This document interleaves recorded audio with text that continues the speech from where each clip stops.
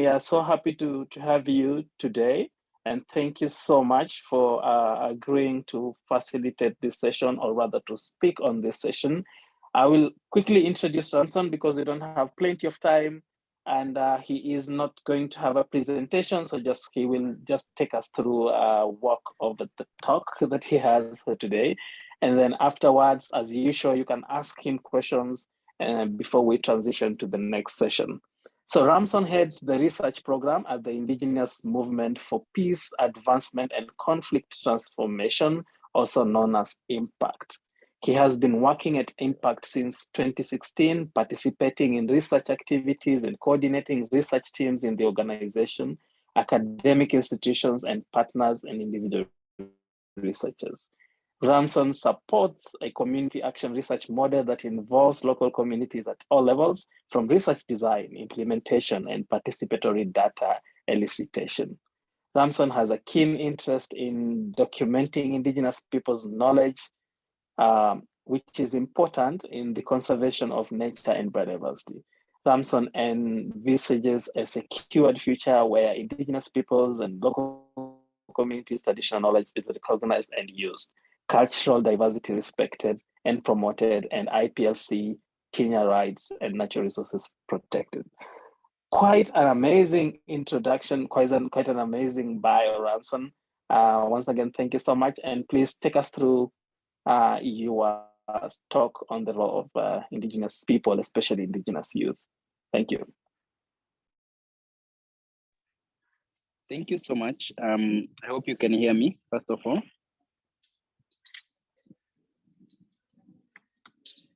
Hello, Kelvin? Yeah, we can hear you very well. Sorry, I was on mute. Great, thank you. I did not want to talk to myself for a number of minutes. I'll quickly maybe open the camera for you guys to see, but I will request to remain off camera because I'm using my phone. Actually, most of the things are failing. I did not access to use my laptop this morning. I don't know why, but these are challenges that always appear and disappear. But all the same, I believe that I can do my presentation without a presentation, without a PowerPoint presentation. I will also be brief. I know we don't have time. I think according to the scheduled time, it is only 2 minutes. I will try to take at least like 5 to 10 minutes to take you through to a number of community rights and nature conservation. Thank you also for a good or a precise introduction. That's who I am. I'm Ramson Karmushu, and I work here in Kenya at a local non-government organization known as IMPACT. We are Indigenous founded and Indigenous peoples-led organization. So yeah, thank you. I will switch off my camera, but I will remain present to take you through a number of points.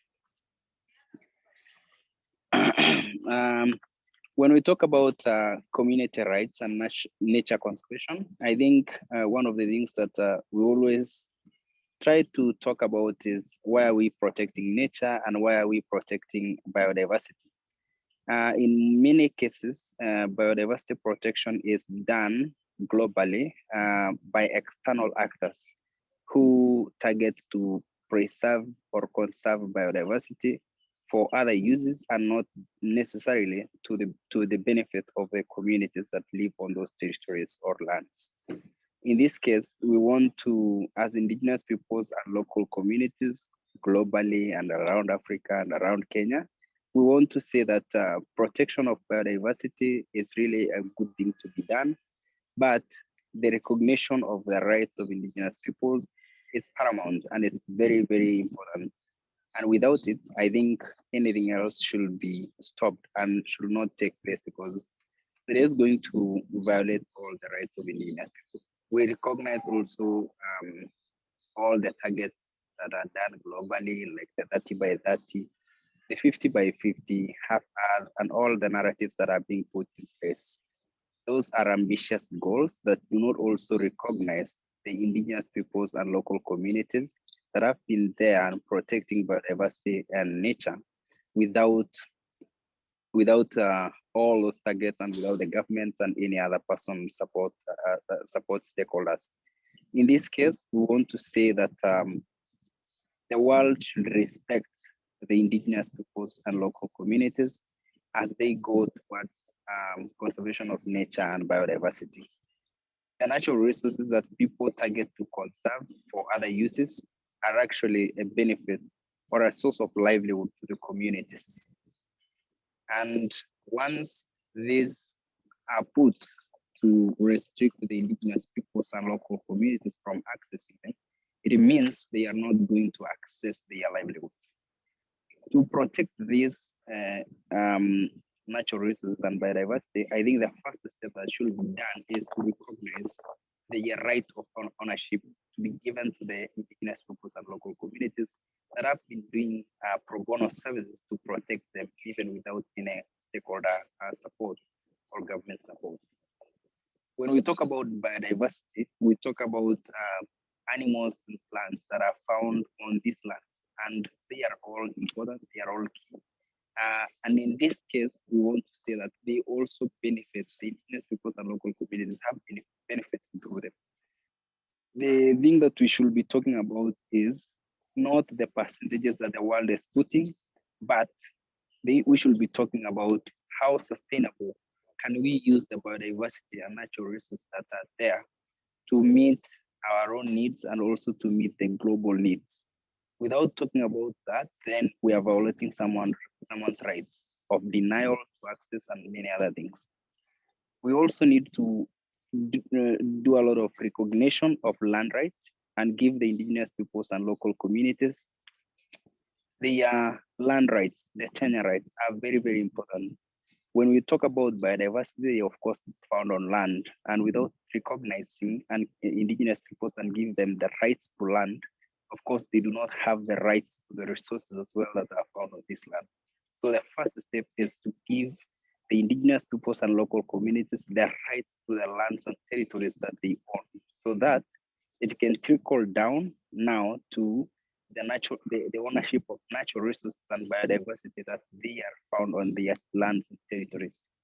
In the same aspect, now that one will go another step of supporting the indigenous peoples and local communities to strengthen the management of the natural resources and biodiversity on their lands. That is just to support. They have a lot of knowledge that are being affected by quite a number of things, development. They're also affected by things like climate change. They're affected, of course, by other actors who are coming to support. Instead of supporting the indigenous peoples, they come with different narratives that put them out of track. And in this case, we also find that the indigenous peoples' knowledge is also forgotten. There are quite a number of things that are very, very important and need to be recognized as we talk about the protection of biodiversity and nature. One of them is the indigenous traditional knowledge. That one itself has been supporting the indigenous peoples and local communities to conserve and protect biodiversity for centuries of years. And once this is forgotten, I'm sure this one will be at a loss, not only to the indigenous peoples, but also to the global level, to the national global levels. The other thing is the language. The language underpins our own knowledge. Once we lose the language, we also, of course, lose the indigenous traditional knowledge. It underpins quite a number of things. Another thing is our own cultures. One of the things that I can say, coming from an indigenous Maasai community, of course, our culture helps us to keep biodiversity the way it is, or nature the way it is, nature as nature. When we remain with our cultures, of course, there are things that we use in those territories, like plants, that are only compatible in our own cultures. And when we leave the culture, we also, of course, leave quite a number of things. So our cultures are very important. The way we talk about pastoralism is not an outdated thing, because once we lose our own cultures like pastoralism, of course, we will find no meaning of open lands. We will go to subdivision and land ownership will change, and we will not have those open spaces. The other thing is the traditional occupants of land. That's also very, very important. Of course, indigenous peoples and local communities are tied to their own lands. And once, for example, you want to do something on one land and you want to move these people to a different land, they will find a different kind of thing where that we are not very much connected to the new land, and will also affect how we are going to use and conserve those territories. So our lands, the way they are also very, very important. There are quite a number of harmful practices that when they come into these indigenous peoples and local communities without recognition of indigenous peoples' knowledge, and it will also really affect much.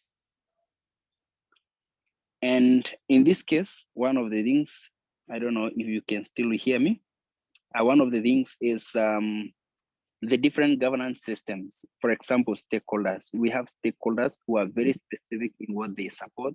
Some come into a territory when they want to support specific species like elephants, and these elephants are operating in the same spaces with, of course, wildlife, livestock, other wildlife and livestock, and also the community. So when one is becoming specific to a species, then it is becoming biased in terms of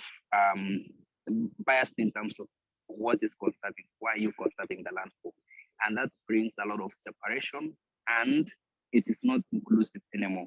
Indigenous peoples and local communities have been very inclusive in the way they have been doing conservation in their own territories. Another thing is the creation of different management structures in the same lands that have been managed by the indigenous peoples and local communities. They have their own institutions, but we find that the government structures, for example, those who are managing forests, those who are managing wildlife, those who are managing other resources, they come and create different committees and fragment communities and confuse them in many ways that they are not able to manage their own natural resources they have been managing in many years. So this is really something that it's of concern, and it's becoming of concern more when we talk about the lands and territories that are managed by indigenous peoples and local communities. I think it's good to recognize their rights and give them a leeway, give them a way that they can open one door for everything and not 100 doors to support the same communities. I think with that, I will stop there. I did not take a lot of time. At least I think I just say that I will take around 10 minutes. I think maybe it's just those 10 minutes. If there is any questions, I will remain here for a number of minutes. Yeah, questions. Yeah, you took exactly 10 minutes.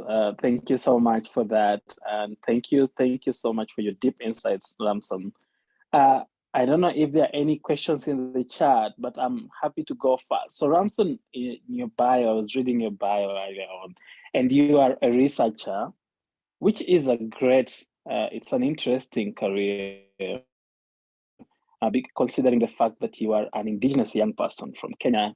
And one of the things that you have in your bio is the recognition of traditional knowledge. So how are you merging traditional knowledge into modern research for the work that you are doing? Thank you very much. That's a very, very interesting question. And it's one of the things that we have been talking about year in and year out, at least for a few days. When we talk about traditional knowledge, there is a lot of scientific knowledge that is available in books, that is available in videos, that's available in very many aspects. But when we try to look at the traditional knowledge, it's only found in individual people's heads, either being old people, some other young people have got a lot of knowledge that they learn from their own communities. How we talk about protection of the traditional indigenous people's knowledge is that we look for all mechanisms, because we know when we talk about there are also systems that this traditional knowledge has been used by the indigenous people's community, And there is also a way that they have also been transferring it from one generation to another, which is also finding a lot of challenges because of new systems of learning like education and also territorial migrations from maybe traditional rural areas to urban centers. Those are the challenges that we are finding a lot when we find out when we talk about traditional knowledge transfer. So in our own traditional knowledge protection, we are trying to explore ways of how we can document, preserve, and transfer this knowledge. And one of the ways is that we are thinking of, can it be possible to be incorporated into the new curriculum, like the curricular system that we have in education, and also be taught in school? Can it also be possible for elders to have these lessons that they run in school and teach the traditional, teach the kids their traditional knowledge? Is it also possible to bring back the sitting around fires and transfer the knowledge to this young generation? Or is it possible to document this knowledge and make the young generations watch and learn from the knowledge that we have? So we are exploring ways. But of course, yes, we are saying we have a lot of indigenous people's knowledge. That's very important. We have also scientific people's scientific knowledge, or the modern knowledge. We are not talking about separation. We want to talk about each knowledge to support one another. So we want to recognize the scientific knowledge, but we want to bring in the traditional knowledge, and we marry them. We integrate both and let them support the coexistence of these communities in nature. Thank you. Thank you so much. Any call for action to young people today who are listening to you?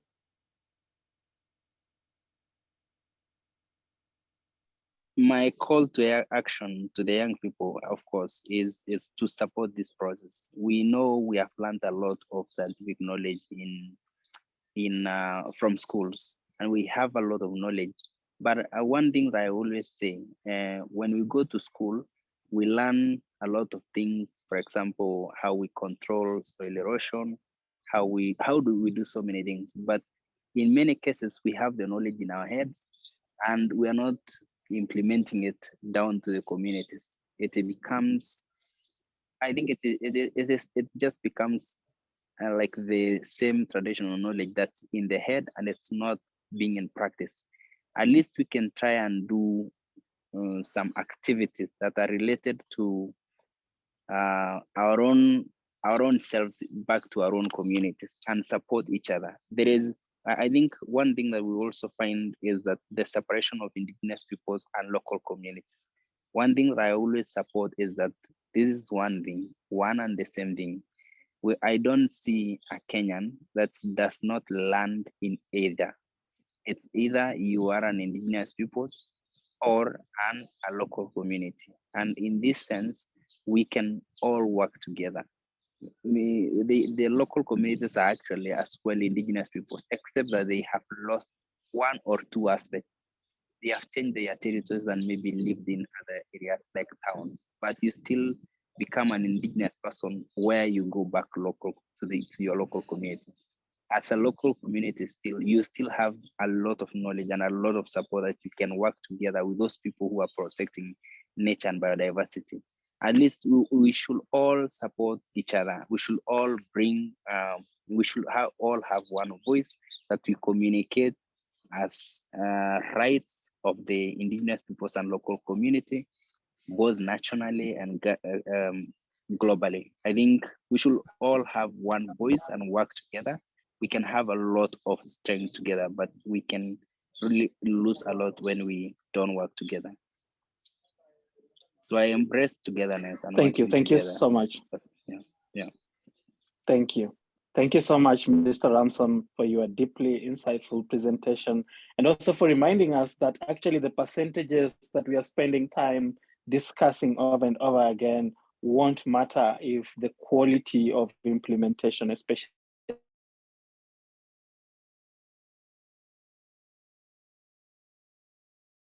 in consideration of especially the recognition of the rights of indigenous communities, are not considered. So I hope all of you can hear me. We are transitioning to the next